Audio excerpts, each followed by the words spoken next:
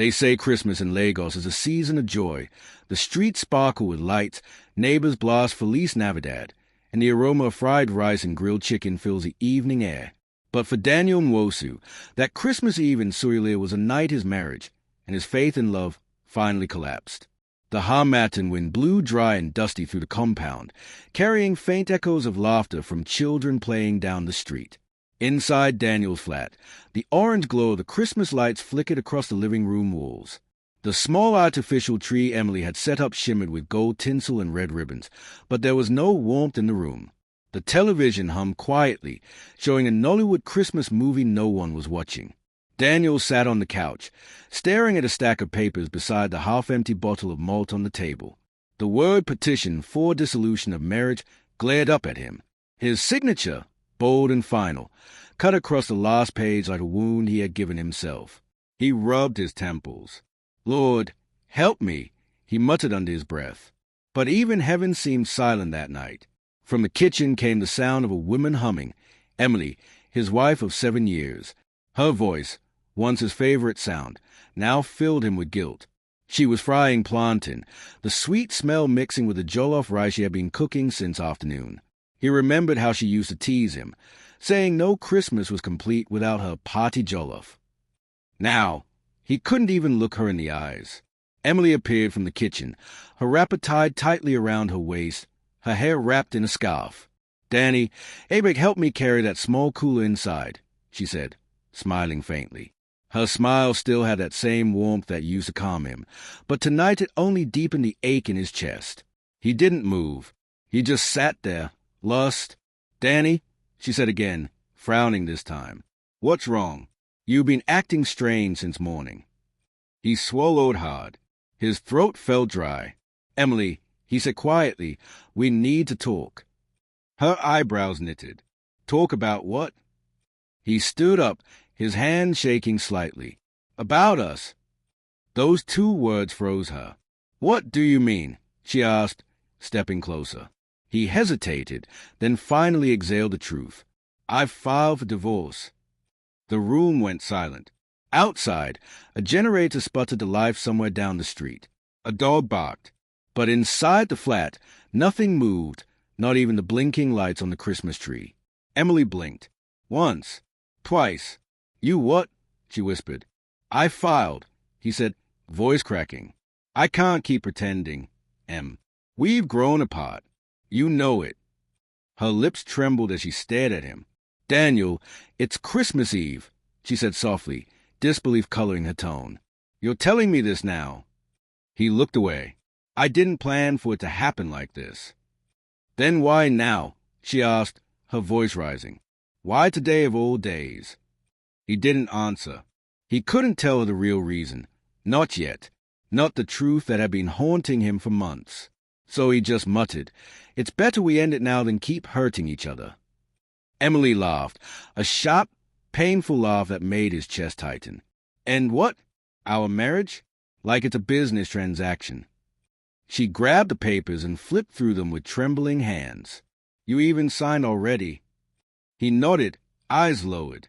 She threw the papers onto the floor.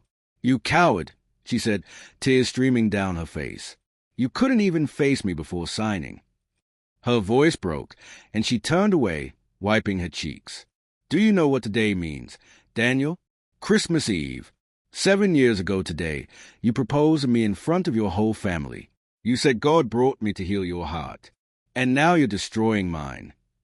He wanted to speak, to explain that this wasn't betrayal, that he believed he was protecting her from something worse. But the words refused to come. Emily's hand shook as she pointed to the door. "Leave me alone, Daniel. Please." He didn't argue. He just stood there, watching as she disappeared into their bedroom, the sound of her sobs echoing through the corridor. For a long moment, Daniel remained motionless. Then he walked toward the window and looked out at the street. The neighbors' houses were decorated.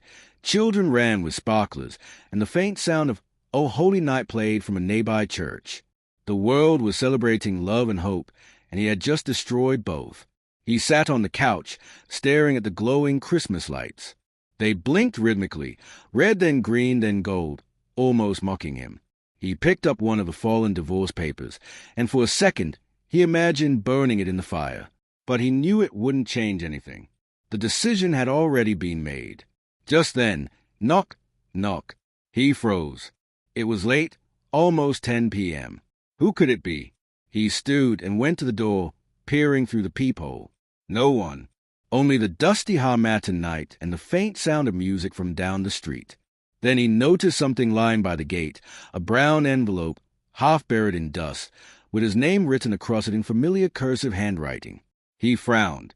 Who left this here? He picked it up, brushing off the dust.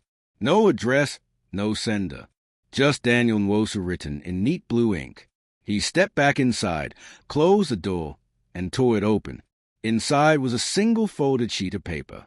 He unfolded it slowly and froze. It was a letter.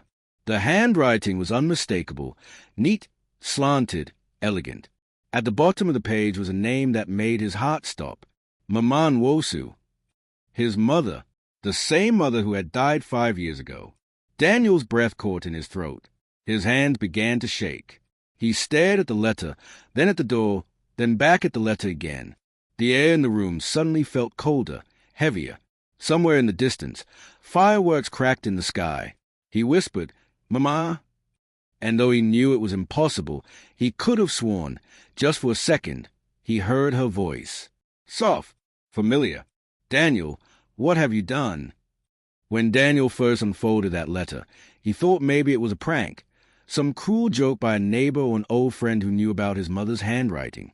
But as his eyes scanned the first few lines, his knees went weak. The handwriting wasn't just similar. It was hers, down to the tiny loops in the G and the way she always crossed her T with a little curve. He sat down slowly, his fingers trembling. The letter smelled faintly of camphor, that same old scent Mama used to keep in her box of clothes back in Enugu. The paper was slightly yellowed, but the words were clear.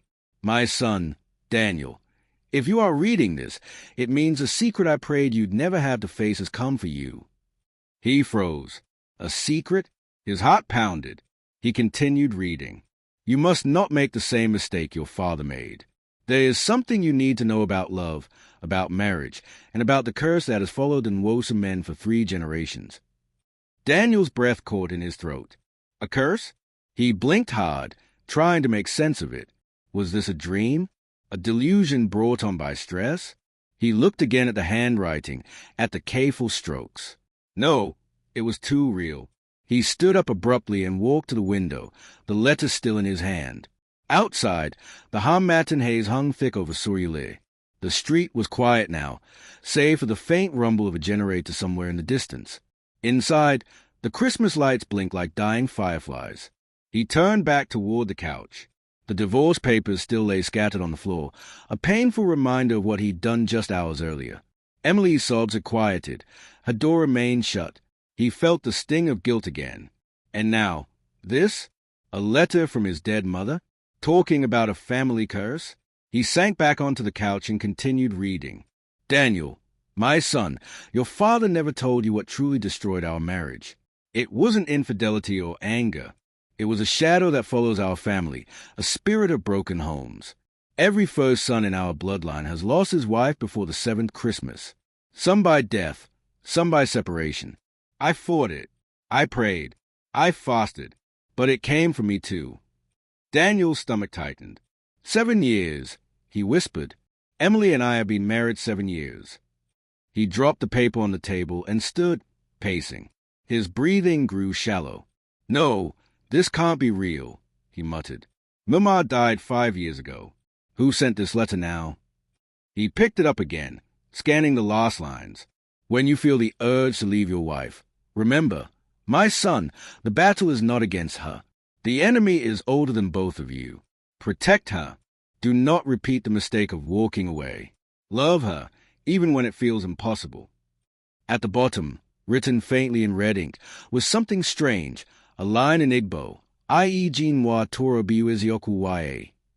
What a child grows what becomes his truth. He read it twice, the words echoing in his mind. Then he noticed something else, a faint watermark on the bottom corner of the page, St. Mary's Orphanage, Nsukka. His eyes widened. That was where his mother had worked before she died. He whispered, "How did this letter get here?" He didn't sleep that night. The wind outside grew colder, whistling through the cracks in the window. He sat on the couch until dawn, staring at the letter as if it might disappear. At some point, Emily came out of the room, her eyes red and swollen. She didn't speak to him. She just walked past, grabbed her car keys, and left for her sister's house in Ikeja. Daniel wanted to stop her, to explain what he'd found. But what would he say? "Wait, Emily, my dead mother just sent me a letter warning me about a family curse." She would think he'd gone mad. He waited until the compound stirred to life, then folded the letter carefully and placed it inside his wallet. He dressed, grabbed his car keys, and drove toward Yaba. The roads were quiet. Christmas morning always was.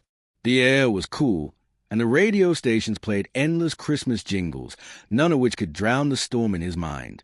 He parked by a small church at Ojalegba and went in to see Reverend Chika, the family pastor who had known his mother for years. The Reverend looked surprised to see him so early on Christmas Day. "Daniel, Merry Christmas. My son, you look troubled. What's the matter?"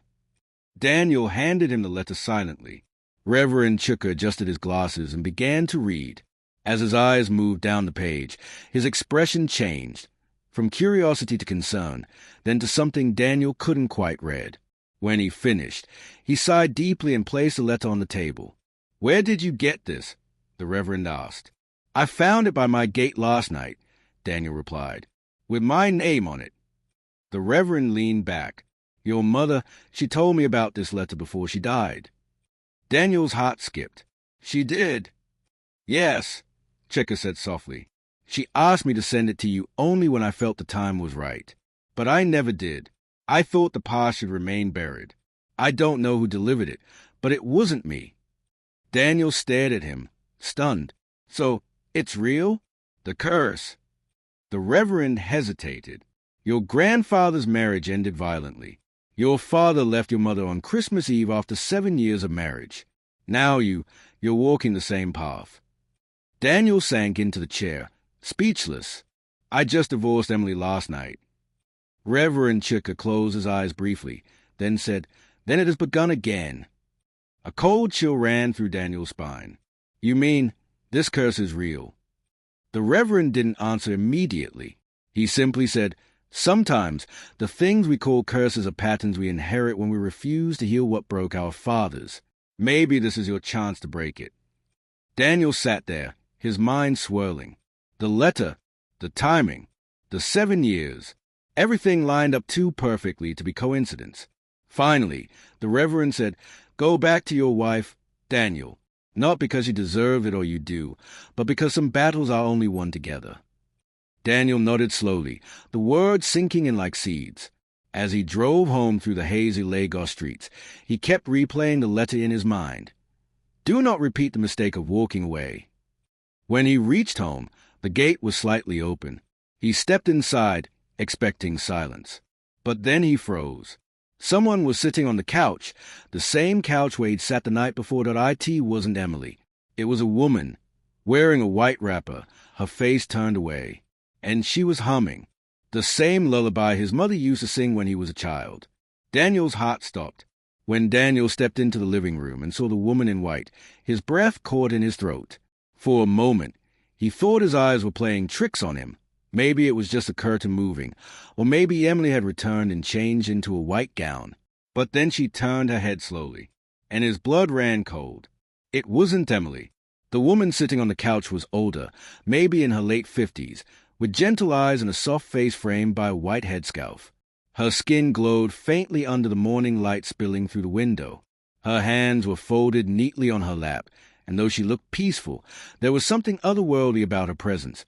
Something that made Daniel's knees feel weak. "Mama." The word slipped out before he could stop it. The woman smiled faintly, the same smile he remembered from childhood, the one that used to calm him when thunder scared him at night. "You've grown, my son," she said softly. Her voice was like the whisper of wind through dry harmattan leaves. Daniel staggered back, gripping the doorframe. "No, this isn't real," he muttered. "You're gone. You died, Mama, 5 years ago. I buried you myself." She tilted her head gently. Yes, but not everything buried is gone. The room suddenly felt smaller, heavier. The Christmas lights flickered again, though he hadn't turned them on that morning. The faint smell of camphor filled the air, just like the letter. Daniel's mind raced. Maybe he was hallucinating. Maybe the stress had broken him. He rubbed his eyes, but when he looked again, she was still there, sitting calmly like she belonged there. "Mama, why are you here?" His voice trembled. "What do you want from me?" She looked at him, sadness in her eyes. "To save you from making the same mistake your father made." Daniel's heart pounded. "You mean the curse?" "I read your letter, Mama, but I don't understand. How can I break it?" She rose slowly from the couch. "The curse began when love was broken by pride," she said. "Your great-grandfather drove away his wife on a Christmas Eve, too, the same night she went into labor with their first child. She died that night, and he spent the rest of his life haunted by her voice. Every generation since then, the first son has repeated that night, rejecting his wife in anger or fear.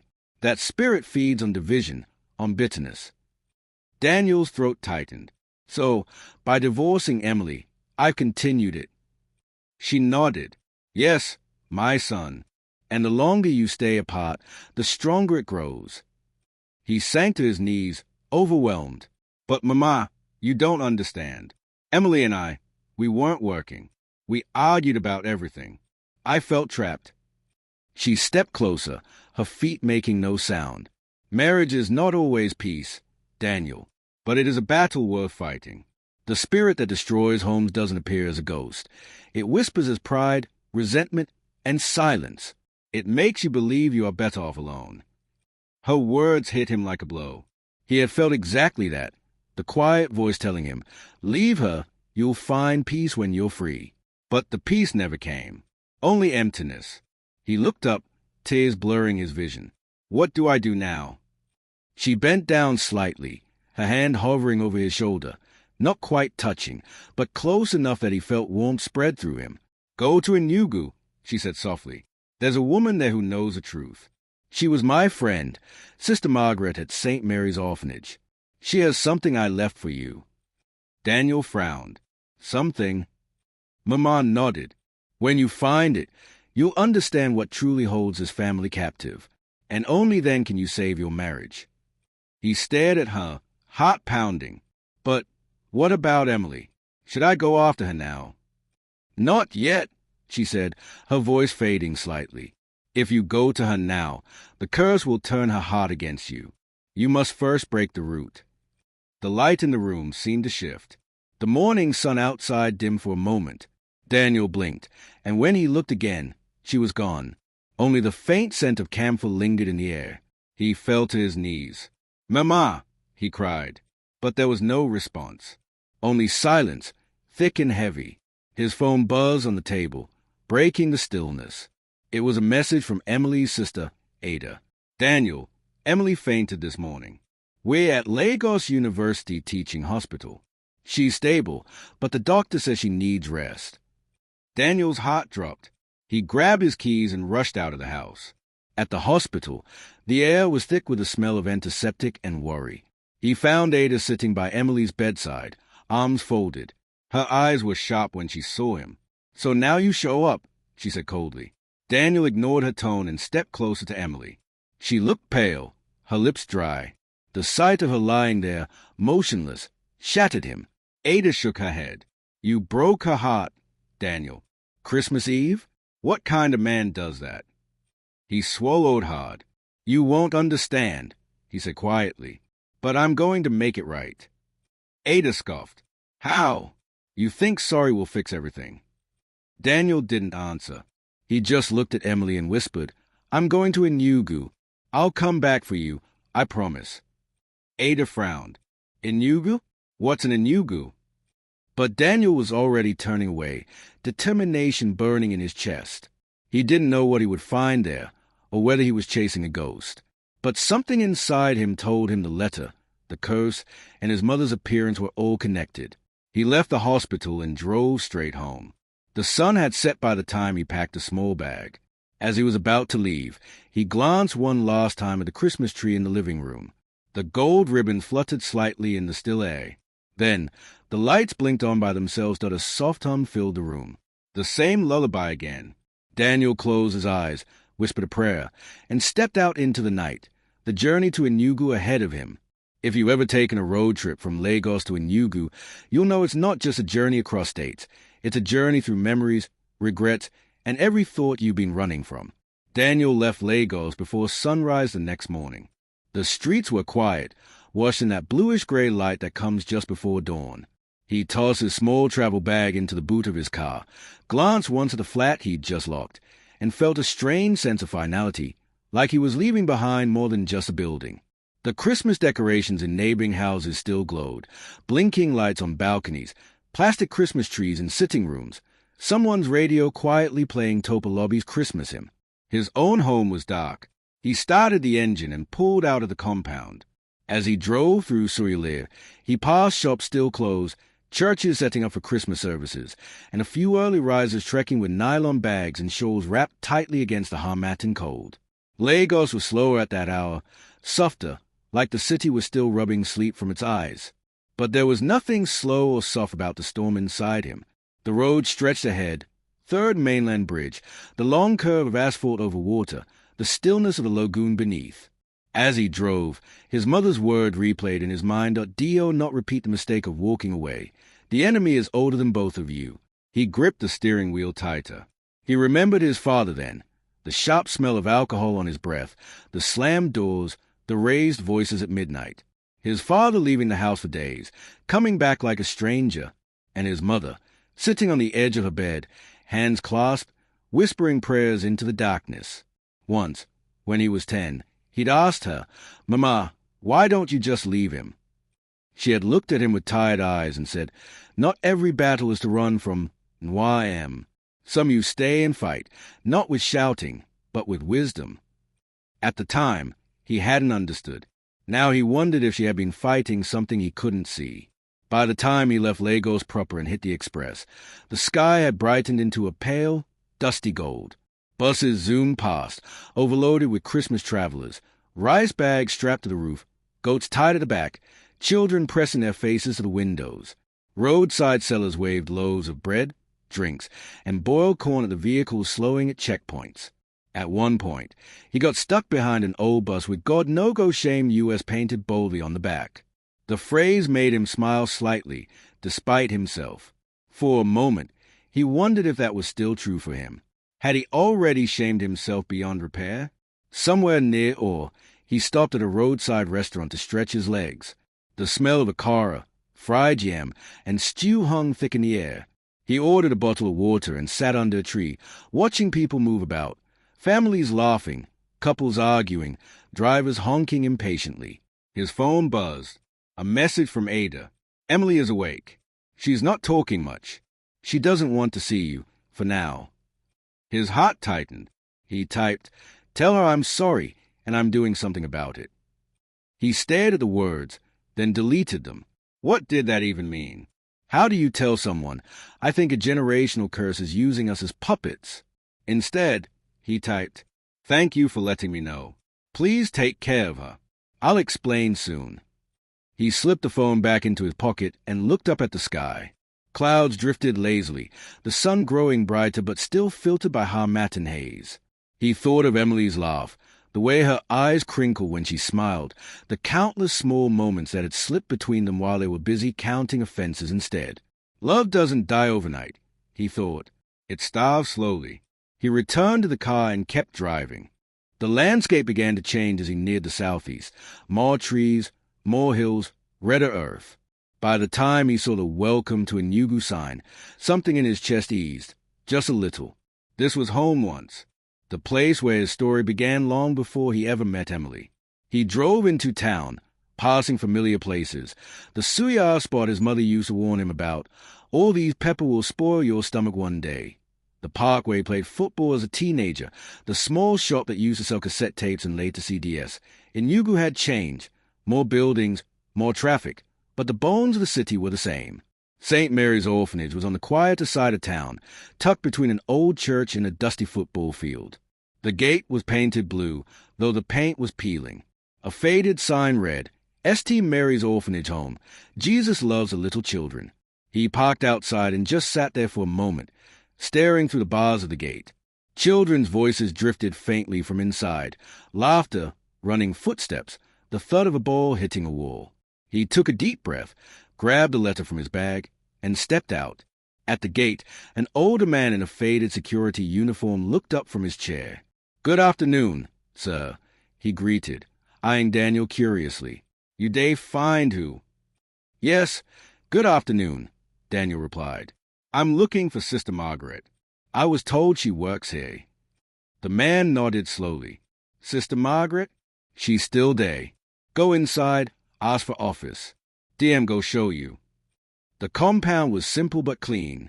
A big mango tree shaded the middle, its fallen leaves crunching under his shoes. A group of children played 10-10 nearby, their laughter bright and sharp in the quiet afternoon. One little girl stopped and stared at him, tilting her head. "Good afternoon, sir," she said politely. "Good afternoon," he replied with a small smile. "How are you?" "I'm fine, sir," she said, then ran back to join her friends. For a moment, he wondered what stories all these children carried. Stories of abandonment, loss, resilience. His mother had always said, sometimes the children with the least have the strongest hearts. Maybe that was why she loved this place. He found the main building and knocked on a wooden door labeled admin office. "Come in," a voice called. He stepped inside, and there, behind a cluttered desk stack with files and notebooks, sat Sister Margaret. She was older now, her hair almost completely gray, her glasses perched on the tip of her nose. But her eyes, sharp, kind, observant, were exactly as he remembered from childhood, when she used to visit their home with his mother. She looked up. "Yes? How can I help?" She stopped mid-sentence. Her eyes widened. "Daniel," she whispered. He blinked. You recognize me." She stood slowly, astonishment on her face. How will I not recognize you? Nwosu's son. You look just like your mother. My God, how many years now?" He felt an unexpected lump in his throat. "It's been a long time, sister." He held up the letter. "I came because of this." She motioned for him to sit. He handed her the paper, watching as her fingers trembled slightly while she unfolded it. Her eyes moved across the handwriting, and as she read, her expression darkened. When she finished, she let out a long, heavy sigh and closed her eyes briefly, as if fighting tears. "This day has come," she murmured. Daniel leaned forward. "You knew about this? About the letter? The curse?" She looked at him, really looked at him, her gaze searching his face like she was trying to see beyond it. "Your mother wrote that letter in this very office," she said quietly. "She was crying when she wrote it. She said, 'If I'm not here when it's his turn, you must help him break what broke us.'" He swallowed. "Broke you and my father." Sister Margaret nodded slowly. "Your father was not a wicked man by nature. He was a wounded man, and wounded people wound others when they refused to face their pain. That is how patterns become what some call curses." She stood and walked to a metal cabinet in the corner. After rummaging through some files, she pulled out an old, dusty box tied with a string. She placed it gently on the table between them. "I have kept this for years," she said. "Your mother left it here, said I should only give it to you when you were ready. I thought that day might never come." Daniel stared at the box. His palms went sweaty. "What's inside?"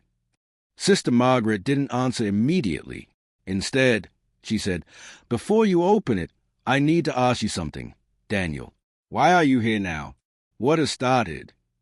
He hesitated, then said quietly, "I divorced my wife on Christmas Eve, after 7 years of marriage."